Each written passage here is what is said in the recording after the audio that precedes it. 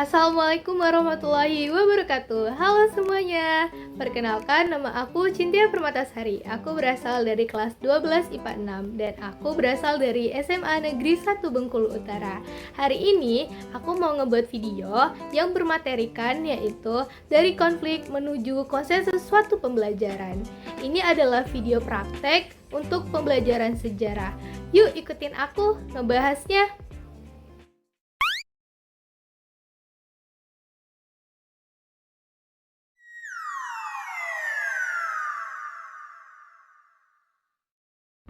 Nah, sebelum kita bahas materinya, kita harus tahu pokok bahasan yang kita akan bahas di materi ini.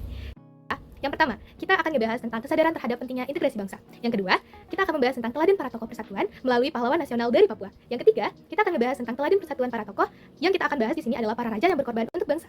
Yang keempat, kita akan membahas tentang teladan, yaitu mewujudkan integrasi melalui seni dan sastra. Nah, cara menjaga kesadaran terhadap pentingnya integrasi bangsa dapat dilakukan dengan yang pertama adalah pentingnya menjaga persatuan dalam kemajemukan. Nah, kita adalah makhluk sosial, jadi seharusnya kita mengurangi sikap egoisme dan individualis. Karena jika kita tidak mengurangi sikap tersebut, maka kita akan menjadi manusia yang egois dan tidak care terhadap makhluk sosial lainnya. Yang kedua, memiliki nilai strategis demi keutuhan bangsa. Yang ketiga, mempersiapkan generasi penerus agar mampu bersaing pada era globalisasi. Nah, jika kalian sebagai pelajar dan masih menjadi pelajar, sebaiknya kalian belajar dengan serius ya, karena bagaimana negara akan mempersiapkan generasi penerus agar mampu bersaing pada era globalisasi kalau kalian tidak niat belajar. Yang keempat, mewujudkan cita-cita dan tujuan nasional. Yang kelima, memajukan negara. Dan yang keenam, menciptakan kerukunan. Sekarang, kita akan membahas tentang teladan persatuan para tokoh melalui pahlawan nasional dari Papua. Sebelumnya, kalian sudah mengenal siapa saja sih pahlawan nasional dari Papua? Jika kalian belum mengenal, nih aku kasih tahu ya. Yang pertama ada Frans Kasiepo. Dia adalah penggagas Partai Indonesia Merdeka atau yang disebut dengan PIM pada tahun 1946. Frans Kasiepo mendirikan Partai Irian Sebagian Indonesia ini yang bertujuan untuk menuntut penyatuan Papua dengan Republik Indonesia.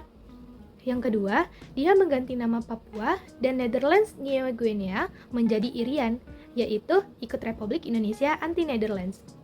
Frans Kasiepo mengusulkan nama Irian sebagai pengganti nama Papua dikarenakan Irian sendiri berasal dari bahasa Biak yang artinya semangat persatuan masyarakat agar tidak mudah ditaklukkan oleh Belanda. Yang ketiga, dia adalah perancang perlawanan rakyat Biak. Nah, pahlawan nasional kedua dari Papua yaitu adalah Silas Papare. Jadi, Silas Papare membentuk Komite Indonesia Merdeka yang disebut dengan KIM pada tahun 1945. Alasan Silas Papare mendirikan Komite Indonesia Merdeka adalah untuk menghimpun kekuatan dan mengatur gerak langkah perjuangan selanjutnya, serta mempertahankan kemerdekaan 17 Agustus tahun 1945 dan menangani permulangan tawanan perang. Yang kedua, yaitu dia membentuk Partai Kemerdekaan Indonesia atau yang disebut dengan PKII. Silas Papare mendirikan Partai Kemerdekaan Indonesia di Irian atau yang disebut dengan PKII untuk mendukung integrasi Irian Barat, yaitu sekarang menjadi Papua, ke dalam Republik Indonesia. Yang ketiga, dia mendirikan Badan Perjuangan Irian di Yogyakarta pada tahun 1949. Silas Papare mendirikan Badan Perjuangan Irian di Yogyakarta pada tahun 1949 untuk membantu pemerintah Indonesia memasukkan Irian Barat ke dalam wilayah Indonesia. Nah, yang ketiga, pahlawan nasional dari Papua yaitu adalah Martin Inde. Dia merencanakan perlawanan melalui Partai Indonesia Merdeka atau yang disebut dengan PIM. Martin Inde merencanakan perlawanan yang di organisasi PIM atau Partai Indonesia Merdeka untuk menentang Belanda yang ingin memisahkan Papua dari Indonesia. Yang kedua, dia memimpin aksi protes yang didukung delegasi 12 kepala suku. Nah, jadi Martin Inde dan 12 kepala suku di Papua melakukan aksi protes untuk menentang Belanda yang ingin memisahkan Irian Barat dari Indonesia. Para raja yang berkorban untuk bangsa. Nah, siapa saja sih para rajanya? Yang pertama adalah Sri Sultan Hamengkubuwono IX. Dia menyatakan Kesultanan Yogyakarta bagian dari Republik Indonesia pada tahun 1945. Alasan Sultan Hamengkubuwono IX menyatakan bahwa Yogyakarta merupakan bagian dari Republik Indonesia adalah untuk mendukung pemerintah Indonesia di awal kemerdekaan. Yang kedua, dia memberikan jaminan keamanan penyelenggaraan pemerintahan Indonesia selama masa revolusi kemerdekaan.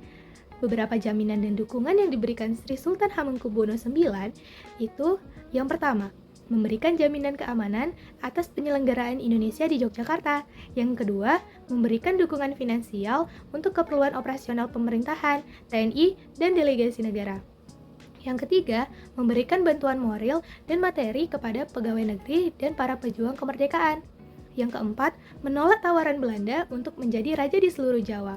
Yang kelima, melakukan perlawanan bersama rakyat Yogyakarta melalui strategi perang gerilya. Terus, membantu mempersiapkan masa peralihan menuju KMB.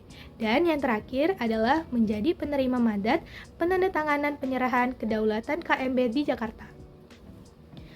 Tokoh kedua yaitu adalah Sultan Syarif Qasim II. Dia menyatakan dukungan dan kesetiaannya terhadap Indonesia. Yang kedua, dia menyumbangkan uang sebanyak 13 juta gulden untuk pejuang rakyat Indonesia. Sultan Syarif Qasim II memberikan 13 juta gulden kepada Indonesia untuk mendukung kemerdekaan negara. Dan dia mengajak raja-raja di Sumatera Timur untuk memihak Republik Indonesia. Pembahasan selanjutnya adalah mewujudkan integritas melalui seni dan sastra. Ada beberapa tokoh terkenal yang memperjuangkan integritas melalui seni dan sastra. Salah satu contoh tokohnya adalah yang pertama, Ismail Marzuki. Dia menciptakan lagu nuansa perjuangan. Kalian tahu nggak sih apa saja lagu yang diciptakan Ismail Marzuki? Iya, contohnya seperti Ibu Pertiwi, Indonesia Pusaka, Rayuan Pulau Kelapa, Halo Halo Bandung, Gugur Bunga, dan masih banyak lagi. Dari hasil karyanya bisa menggugah rasa nasionalisme dan semangat juang rakyat Indonesia. Yang kedua adalah Muhammad Yamin. Dia berjuang melalui pemikiran politik dan karya sastra, serta dia menyumbangkan konsep Pancasila dan Undang-Undang Dasar 1945. Nah, tibalah di akhir pembahasan, yaitu kesimpulan. Jadi, kesimpulan yang dapat kita ambil adalah dapat mengetahui seberapa penting rasa nasionalisme dan satu tujuan di bangsa dan negara ini, serta dapat mengambil teladan dari para tokoh sejarah. Mungkin itu saja pembahasan yang bisa saya bahas pada kesempatan kali ini. Jika saya ada salah kata, saya mohon maaf. Saya akhiri. Wassalamualaikum warahmatullahi wabarakatuh.